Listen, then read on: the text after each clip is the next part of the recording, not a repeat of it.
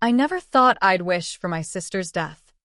But the night she made my 10-year-old daughter Lily sob into her sketchbook at our family's annual Thanksgiving feast, I started plotting it in vivid, unforgivable detail, starting with spiking her wine with enough roofies to make her choke on her own lies. What came next was worse.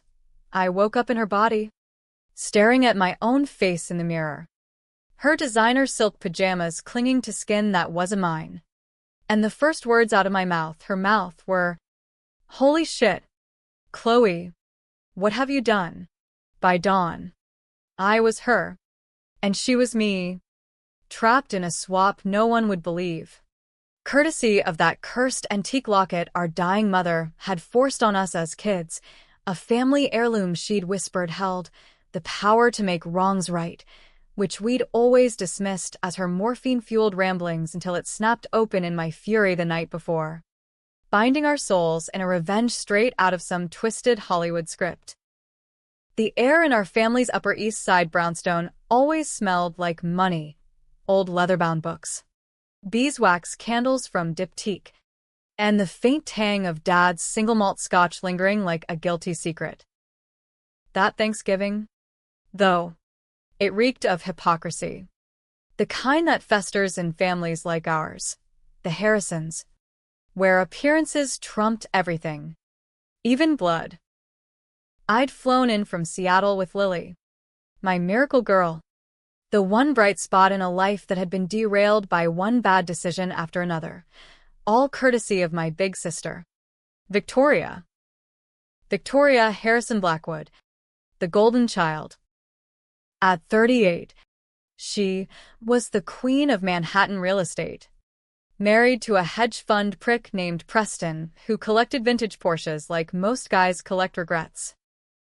She had the penthouse, the Birkin bags, the Instagram feed that screamed blessed while subtly shading everyone else's mess. Me, Chloe Harrison, 35. Single mom scraping by as a freelance graphic designer in a rainy Pacific Northwest apartment that leaked every time it stormed, which was often. Lily was my world, freckles like cinnamon sprinkles, a laugh that could melt glaciers, and an artist's soul that poured out in colors I could only dream of capturing. We'd always been oil and water, Vic and I. She was the straight-A prom queen who landed at Yale on daddy's donations. I was the rebel who dropped out of community college to chase a guy who knocked me up at 19. Mom used to say we complimented each other, but that was before cancer ate her apologies. Dad just nodded along, too buried in his law firm to notice the cracks. The family gatherings were her stage, and that night, she turned Lily into the punchline. It started innocently enough, or as innocent as Vic's surprises ever got. We'd gathered in the dining room, crystal goblets clinking under the chandelier that cost more than my yearly rent. Dad, at the head, carving the turkey with surgical precision, Aunt Marlene and Uncle Ted droning on about their Hamptons flip, Preston scrolling his phone like the meal was beneath him. Lily sat beside me, her eyes wide as she unfolded the turkey napkin I'd helped her make on the plane, a goofy bird with googly eyes and a speech bubble saying, "Gobble gobble." Bitches. She'd spent hours on it, her little fingers smudged with markers, giggling about how it'd shock the stuffy Harrisons. Vic spotted it first. Of course. She was across from us, draped in emerald velvet that hugged her like a second skin, her blonde bob flawless even after 3 martinis. "Oh, Lilybug," she cooed, snatching the napkin before I could stop her. Her voice was that fake sweet lilt she reserved for kids and underlings, patronizing as hell. "What's this? A. Turkey with attitude? How? Quaint." Lily beamed, oblivious. "I made it for everyone. It's funny, right, Aunt Vic?" Vic held it up like evidence in a trial, her manicured nails pinching the edges. The table quieted, forks pausing midair. Funny? Darling. It's adorable, in that finger-painting, public school way. But let's be real, if you're going to crash the adult table, at least bring something that doesn't look like it was doodled in detention. She tittered, a sound like breaking glass, and Preston snorted into his wine. I froze, heat crawling up my neck. Vic, give it back. She's 10, but she didn't. Instead, she waved it higher, projecting her voice like she was pitching a condo deal. Look at this masterpiece. Gobble gobble. Bitches? Oh. Honey, that's not cute, it's trashy. Your mommy must be so proud, teaching you words like that. No wonder you're both flying coach while the rest of us upgrade to first-class life. The table erupted. Aunt Marlene choked on her stuffing, wheezing a laugh. Uncle Ted slapped his knee. Classic Harrison wit. Vic. Kid's got spirit, but needs polish. Dad chuckled low. That rumble he saved for golf club banter. And even the caterer in the corner smirked while clearing plates. Lily's face crumpled, her bottom lip quivering as tears splashed onto her corduroy skirt. She whispered, "Mommy," like I could magic it away. I wanted to lunge across the table, smash that smug face into the cranberry sauce. But I didn't. Not then. I was Chloe Harrison, the family fuck-up, the one who'd thrown away her potential by keeping Lily instead of aborting like Vic had whispered I should during my pregnancy scare. The one who'd taken the fall for Vic's shoplifting bust at 18, her designer drugs hidden in my backpack during that spring break in Miami, landing me community service while she waltzed into Yale. I'd borne her secrets, her screw-ups, because that's what little sisters do, clean up the mess to keep the peace. Instead, I scooped Lily into my lap, murmuring, "It's okay, Bug. they're just jealous of your talent," while inside, something snapped. Vic caught my eye, her smile sharpening like a blade. "Lighten up. Chloe. It's just a joke. Family, right? Family." The word tasted like ash. We retreated early, Lily hiccuping in the guest room as I rocked her, promising we'd bake cookies at dawn and fly home to our leaky apartment where no one laughed at her heart. But sleep evaded me. Downstairs, the party droned on clinking glasses, Vic's braying laugh echoing like a taunt. In the study, alone with Dad's decanter, I found it, Mom's locket, tucked in the back of her old jewelry box. A tarnished silver oval, engraved with twisting vines that looked like serpents if you squinted. She'd given it to us as kids, one each, during her last lucid week in hospice. "Wear it when the world wrongs you," she'd rasped, eyes glassy. "It'll switch the scales." We'd rolled our eyes, Mom's new age phase, fueled by chemo fog. Vic had pawned hers years ago for a down payment on her first loft. Mine? I'd kept it. A stupid talisman against the bad luck that dogged me. Fingers trembling, I clasped it around my neck, the chain cold against my skin. "Fuck you, Victoria," I whispered, heat blooming in my chest like heartburn from hell. The clasp clicked shut, and the room spun, shadows lengthening, air thickening like fog off the Hudson. Pain lanced through my skull, a migraine on steroids, and I gasped, clutching the desk as visions flickered, Vic's face twisting in agony downstairs, her martini glass shattering on the marble floor. Then blackness. I woke to silk sheets that weren't mine, sunlight slicing through blackout curtains that screamed Tribeca Loft. My body felt Wrong. taller, sleeker, like I'd borrowed a Ferrari after years in a beat-up Civic. I bolted upright, heart hammering, and stumbled to the ensuite bathroom, marble vanity. Rain shower that could fit a party. The mirror. Jesus Christ. Victoria stared back. Her high cheekbones. Her ice blue eyes. Her lips parted in my slack-jawed horror. I touched her face. Fingers tracing the Botox-smooth skin. What the fuck? My voice was hers, polished, commanding, the kind that closed million-dollar deals. A groan from the bedroom. I whirled, and there I was, me, sprawled on the king bed in Vic's pajamas. My dishwater brown hair tangled, my curves softened by Lily's midnight snacks. But it wasn't me. Those eyes fluttering open were hers, calculating. Cool. Chloe, my own voice, hoarse and small, croaked from my old body. What? What did you do? I lunged forward, grabbing my own shoulders. God. They felt doughy, unfamiliar. Me? This is your fault. You bitch. The locket, Mom's goddamn locket. My eyes widened, then narrowed. That old thing? You always were the superstitious one. Preston.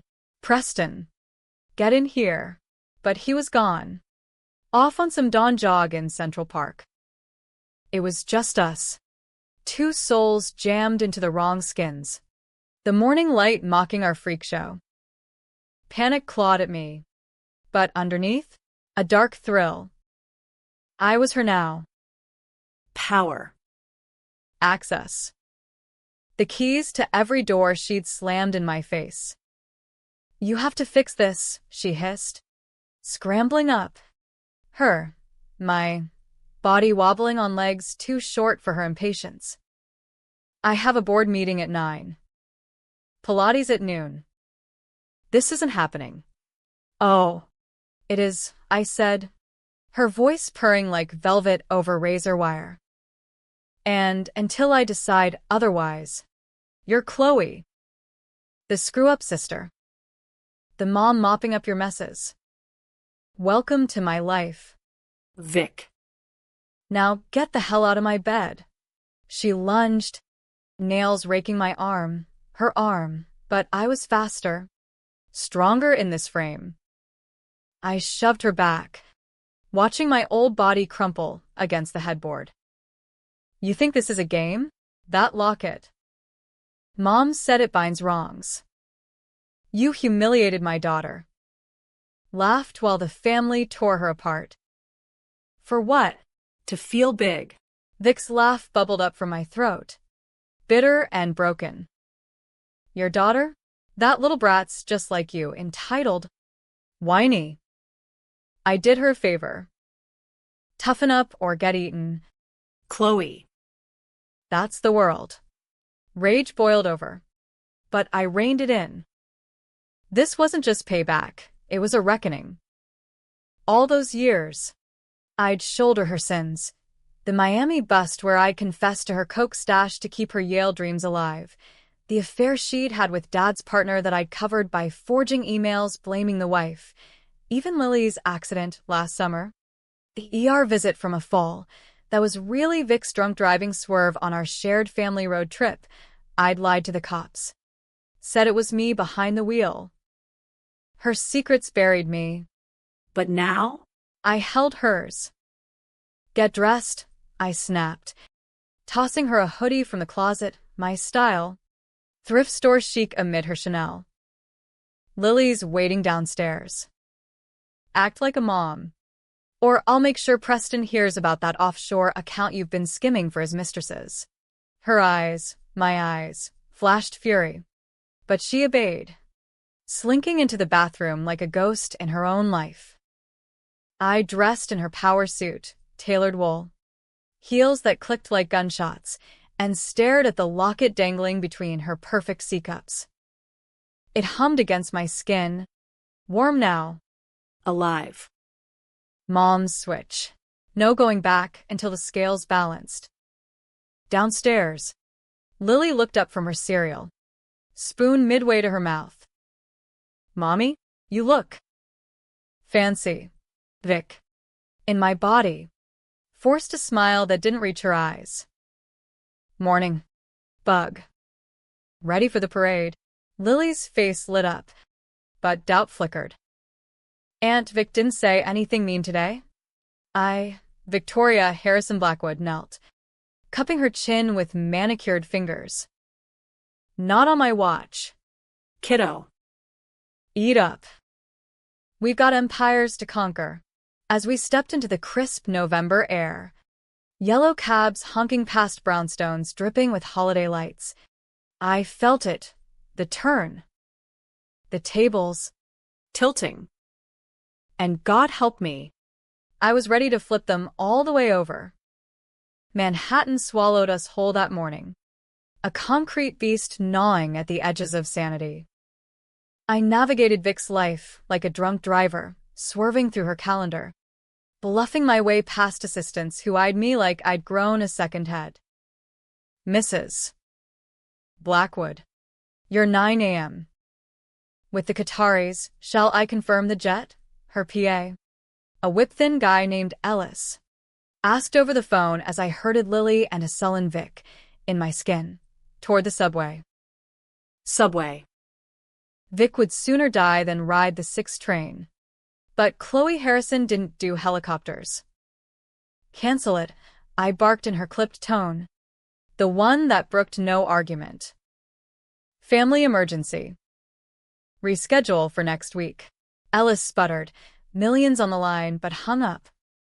Power. It tasted like black coffee, bitter and bold. Vic trailed behind, my old jeans sagging on her frame, Lily chattering obliviously about balloon floats shaped like Pikachu. Chloe, Vic, why are you walking funny? And your hair? It's all wrong. I shot her a glare over my shoulder. Blame the swap. Genius. Try not tripping over your own feet for once. In truth, my body felt like a clown suit on her, too soft, too lived in. She kept tugging at the bra, muttering about sag and stretch marks, and I bit back a laugh that would have shattered the fragile truce. We hit the parade route on 5th Avenue. The crowd a crush of red-nosed tourists and harried parents clutching hot pretzels. Lily squealed at the sight of Snoopy inflated to God size, her humiliation from last night fading like a bad dream. I bought her a turkey leg the size of her arm, watching Vic force-feed herself a smile as Lily smeared mustard on my hoodie.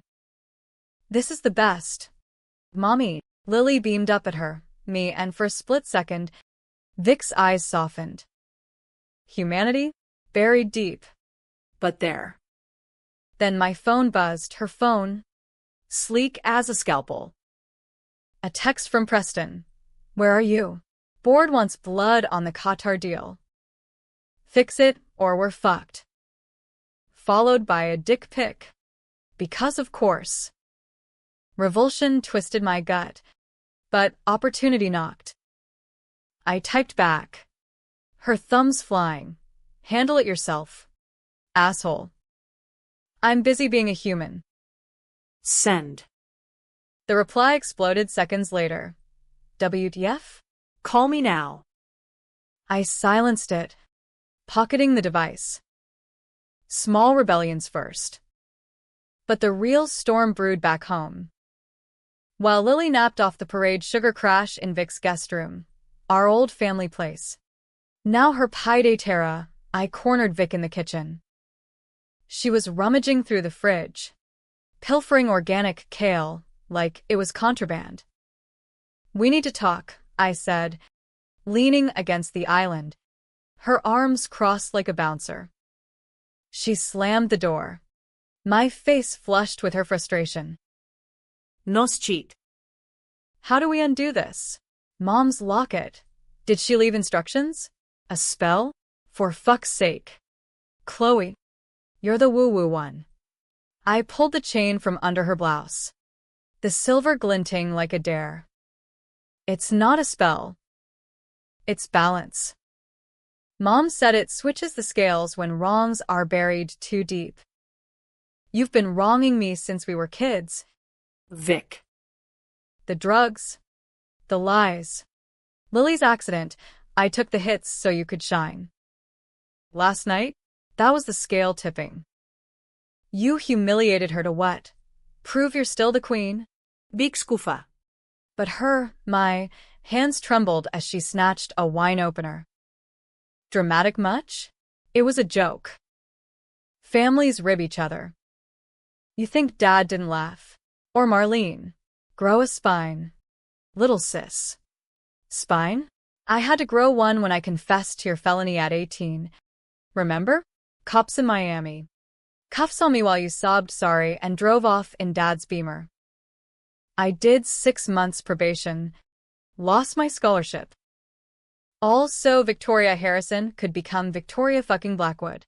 She poured Merlot into a juice glass, my thrift store find from a garage sale, and swigged it like mouthwash. You chose that.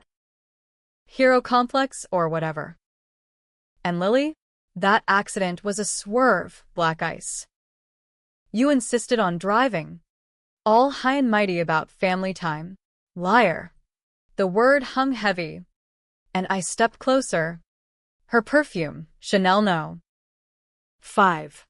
Cloying, wafting like accusation. I saw the bottle in the console. Vodka. Half empty. You were buzzed from that bar in Jersey, flirting with the bartender while Preston waited in the car. I covered, said I was tired. Took the blame with the insurance. Lily's scar on her forehead? That's your hangover. Vic. Her eyes darted. The tell she'd always had when cornered. Prove it. I don't have to. Not anymore. I dangled the locket. It's class mocking us. This stays until you make it right. Confess to the family. Apologize to Lily. Or I burn your world down from the inside. She laughed. A hollow echo of last night's cruelty. You? In my body? You trip over your own ambition. Preston smells weakness. The board eats it alive. Face it. Chloe, you're the spare tire. I'm the engine. But doubt flickered in those stolen eyes. We parted uneasily. Her slinking off to handle mom duties with Lily at the park. Me commandeering Vic's office for reconnaissance. Her laptop was a vault, password, Harrison Queen 69, because subtlety was never her forte. Emails spilled secrets like cheap wine, skimming from client escrows to fund Preston's coke habit, sex with her trainer that could tank a divorce settlement, and buried deepest. A folder labeled loose ends. My blood ran cold. There it was, scans of my old police report from Miami. Annotated with her notes, Chloe's confession holds, destroy originals. But below, a video file, grainy dashcam from Dad's Beamer that summer night. I clicked play, heart in my throat. The road unlit, rain sheeting the windshield. Lily asleep in the back. Me shotgun. Vic at the wheel. Weaving. Bottle glinting as she took a pull. Lighten up. CLO. Her recorded voice slurred. One drink. Harmless. Then the swerve, tires screeching. Lily scream as we clipped the guardrail. Impact. Silence. Me scrambling to switch seats. Hissing. Your hands on the wheel never happened. I'd known. Deep down, I'd always known. But seeing it, it ignited the fuse. That night, family dinner edicts. Dad insisted. Clear the air, he said, oblivious as ever. Beak. In my skin, plated roast chicken with forced domesticity. Lily chattering about school while I, sipped Cabernet. Plotting. Preston arrived late, reeking of gym and guilt. Kissing me, on the cheek with lips that lingered too long on Vic's proxy. Conversation flowed like syrup, Ted on stocks, Marlene on grandkids until Vic, emboldened by wine, needled. So, Chloe, how's Seattle treating you? Still dodging alimony from that deadbeat. Preston chuckled. Dad grunted approval. Lily shrank beside me. Enough. I set down my fork, her voice slicing the room. Actually, Victoria. Let's talk about dodging. Like how you've dodged accountability your whole life. Miami '03, remember? My backpack. Your blow. I confessed so you could yell it up. Silence crashed like cymbals. Vic's face, mine, paled. What the hell? Chloe? Ancient history. Not ancient. Ongoing. I pulled the locket free, letting it swing like a pendulum. Or the road trip last July. Lily's scar? Your drunk ass behind the wheel. I switched seats. Took the heat. Family? Right? Gasps rippled. Aunt Marlene's hand to her throat. Uncle Ted's fork clattering. Preston's eyes narrowed, sensing blood. Lily whispered, Mommy? Vic lunged across the table. Wine splashing. Lies. She's deranged, always has been. But Dad's voice cut through. Gravelly. Enough. Chloe. Is this true? I met his gaze. Her blue eyes steady. Every word. And that's just the appetizer. The table fractured then, accusations flying. Chairs scraping. Vic stormed out, sobbing my tears, slamming the brownstone door. Preston followed, muttering about crazy bitches. Lily clung to me, confused but safe. Later, alone in Vic's bed, the locket warmed again. Visions flickered. Vic in a dive bar, drowning Chloe's sorrows in cheap gin. Preston's text blowing up my phone. Who's the spare now? I smiled into the dark. The swap held. Balance pending. But as sleep claimed me, a whisper nagged. What if Mom's writing demanded more than confessions? What if it craved blood? The next 48 hours blurred into a revenge fever dream. Manhattan's pulse sinking with the locket's throb against my borrowed heart. Vic's life was a high-wire act, boardrooms where suits eyed me like fresh meat, charity galas where socialites air-kissed cheeks while plotting backstabs, and Preston's bedroom demands that I dodged with migraines and period cramps. Each evasion chipped to her empire. But the real work happened in shadows.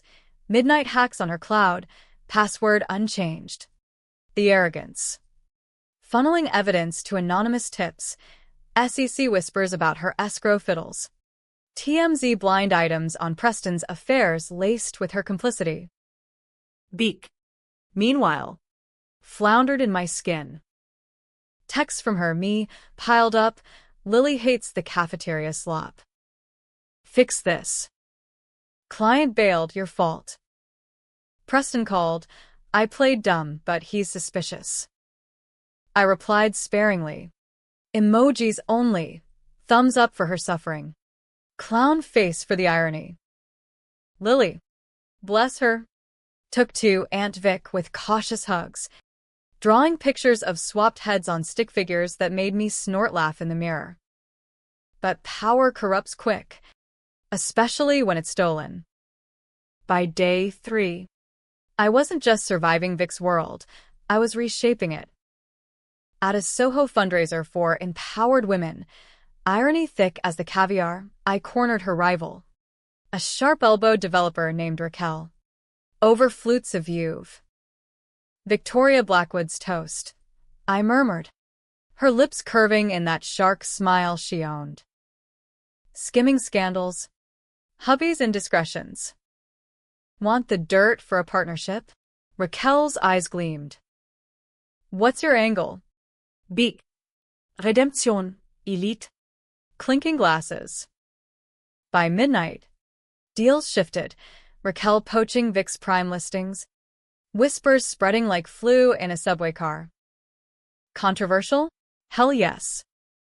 Betraying her sister's trust for a seat at the table? Debatable. But every keystroke felt like justice. The locket humming approval. Vic cracked first on Friday, cornering me in the brownstone's powder room during Dad's intervention dinner. She dolled up my body, makeup caked like war paint, heels wobbling on ankles and used to the strain. Lily was with Marlene. Thank God, no witnesses to the implosion. You bitch, she hissed, slamming the door. My reflection glared back, distorted by her rage. Raquel called, offered me scraps. Preston's lawyering up. What did you do? I lounged against the sink, her silk blouse unbuttoned just enough to flash the locket. What you taught me, survive. You humiliated Lily to feel superior. I humiliated you to feel even. Even? This is sabotage. The family, Dad's cutting you off. Me off. Us. Her voice cracked, my old timbre raw. For a heartbeat, I saw the girl we'd been, braiding hair in the backyard, sharing secrets under the covers. Before Yale, before Lily, before the scales tipped crooked. Then confess, I said, softer than intended. Miami. The crash. All of it. To Dad. To Preston. To Lily. Make it right. And maybe the locket lets go. She laughed. Manic. Confess? And what become you? The frumpy mom in the rain? No. I'll lawyer my way out. Spin it as your breakdown. Gaslight the gaslighter. Cease. The slap echoed before I registered the motion, her palm cracking against my cheek. Fire blooming on skin too perfect for scars. I tasted copper, her lipstick smearing. Don't, I warned, grabbing her wrist. Strength surged, unnatural, the locket searing like a brand. Visions flasha, bicun rabaling. My body collapsing in a puddle of tears and gin. Lily watching from the doorway. Scarred anew. Or what? She taunted, wrenching free. You'll kill me? In your own skin? That's murder twice over. Temptation coiled. Dark and American dream twisted. The ladder climber who poisons the rung above. But I released her, stepping back. Worse. I'll let you rot in my life until you beg. She fled, heels clacking like gunfire. I sank to the tiles, head in hands, her hands steady and cold. Was this revenge or ruin? The line blurred, controversial as a loaded gun in a school debate. Saturday brought the climax, unbidden. Preston's surprise gala at the Met, black tie. A-listers, the kind where deals hide behind diamond smiles. I armored up in Vic's closet, crimson gown hugging curves I'd envied, emeralds at my throat masking the locket. Preston collected me like a trophy, his hand possessive on my waist, breath hot with bourbon. You look fuckable tonight, he slurred in the limo. Make nice with the donors. Then we celebrate. Celebrate. The word soured. In the grand hall, chandeliers dripping light like liquid gold, I worked the room, air kisses to influencers, toasts to philanthropists, while Preston cornered Marks for his fund. Vic's network buzzed, whispers of my erratic week. Raquel's coy smiles across the crowd. Then she appeared, Vic, crashing in my thrift maxi dress, hair frizzed from subway sweat, eyes wild. Victoria, Dad boomed from the bar. Mortified. Heads turned, phones lifted. She barreled toward me, voice carrying. Tell them what you did. Security twitched, but I waved them off. Her authority absolute. Beak. What's wrong? You know. She jabbed a finger, my finger, at my chest. The swap. The locket. You're in my body. Ruining everything. Laughter rippled. Polite but cutting. Drunk socialites mistaking it for performance art. Preston dragged her aside, hissing, Jesus. Chloe. Sober up. You're embarrassing us. But she twisted free, lunging at me. It's me. Victoria. She stole my life. The scuffle drew a circle, flashes popping, murmurs swelling. I caught her arm, whispering fierce. Stop. You're only proving my point. My point. She spat, close enough from her low breath.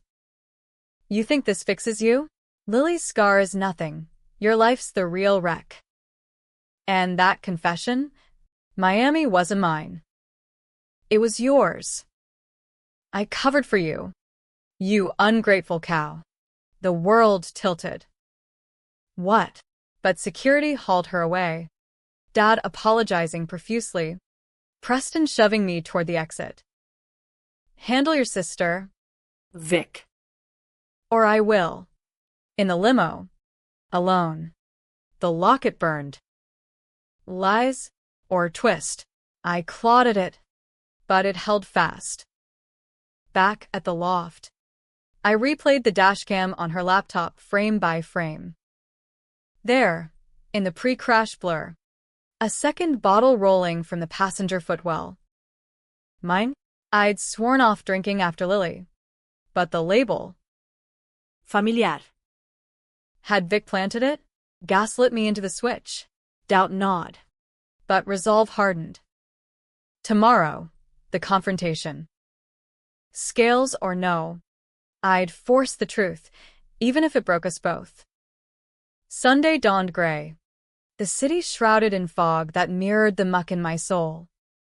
Vic's penthouse felt like a cage, views of the skyline mocking my borrowed perch. The locket a noose tightening with every tick of the minimalist clock. I'd barely slept, replaying her gala shriek. Miami wasn't mine. I covered for you. Bullshit. Or the reversal mom's curse demanded. Either way, the swap clung like damp concrete. No clasp yielded. No vicens clarified.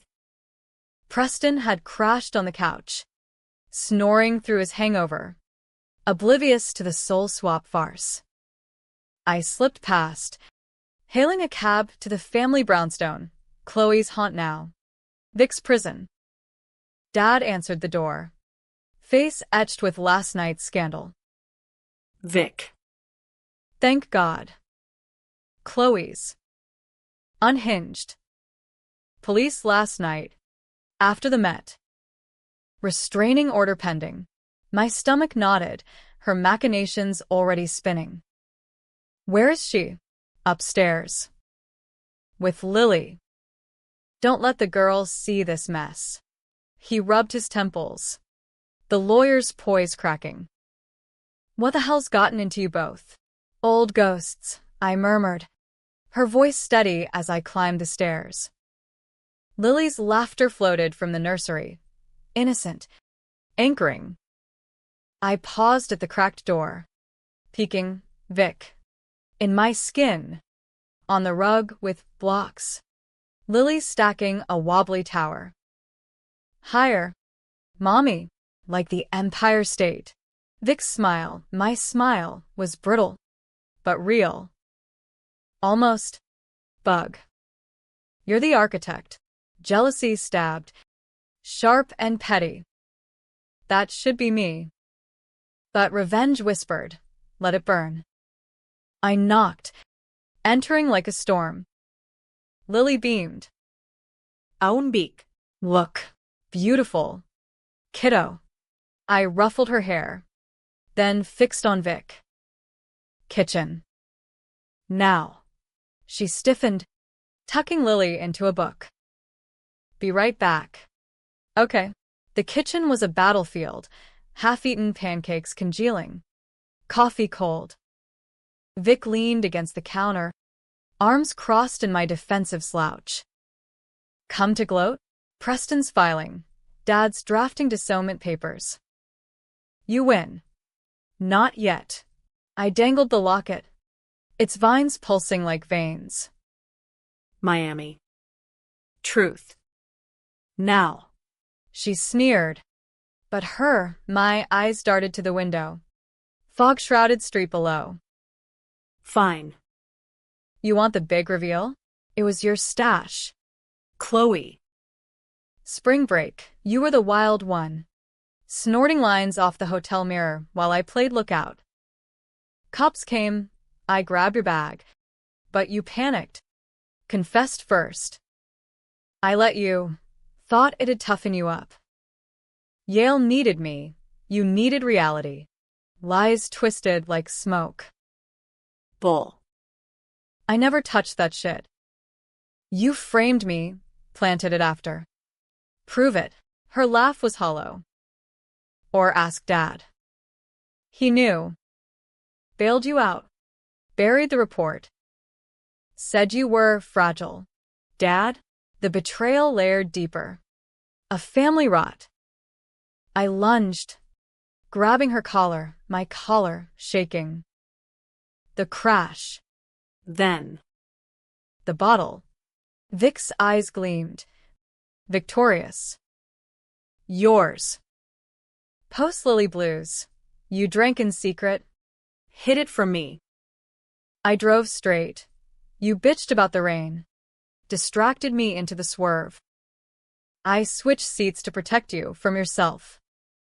Hero again. The room spun. Locket scorching. Flashes assaulted. Miami haze. Powder on my nose. Had I? Rain slick road. Bottle in my purse. Guilt? No. Gaslights glow. Memories warped by years of her whispers. You're the screw-up. Always were. You. Inverted it all. I whispered. Releasing her. Made me bear your sins as mine. Or you bore them because they fit. She straightened, my frame straightening with unearned grace. Twist. Sis, the swap's on you. Mom gave us the lockets for balance, but you clasped yours first. In rage. Your wrongs called it. The locket agreed. Humming truth. Scales reversed, not her cruelty, but my blindness. I'd let her shape me, taken falls to play martyr. Lily's humiliation? My failure to shield, projecting old wounds. Rage crested, controversial crest. Forgive or finish. I yanked the chain. Clasp yielding at last, silver snapping open. Air crackling like ozone. Pain lanced. Bodies blurring. Souls wrenching back. I gasped awake in my skin, soft. Scarred. Real. On the kitchen floor. Vic across from me. Her perfect form crumpled. Eyes fluttering. Lily burst in. Mommy? Un beak. We rose. Shaky. The fog lifting outside. Dad downstairs. Oblivious. Preston en route with lawyers. The truth hovered. Debatable. Victims or villains. Sisters bound by blood and bullshit. Vic met my gaze. Her mask slipping. What now? Now? We tell it straight. All of it. I hugged Lily close. Her warmth grounding. For her. She nodded. Tentative. The call to Dad came first, confessions spilling. Miami to crash. Mutual sins unearthed. He roared. Then wept, apologies tumbling like dominoes. Preston arrived to ultimatums. Divorce papers or rehab. His choice. Vic signed. her empire fracturing but freeing. Months blurred, therapy sessions in rain-soaked Seattle. Lily's drawings evolving, sisters with linked arms. No swapped heads. Big visita. Tentative. Shedding Birkins for hoodies. We rebuilt. Controversial in its messiness, no tidy redemption.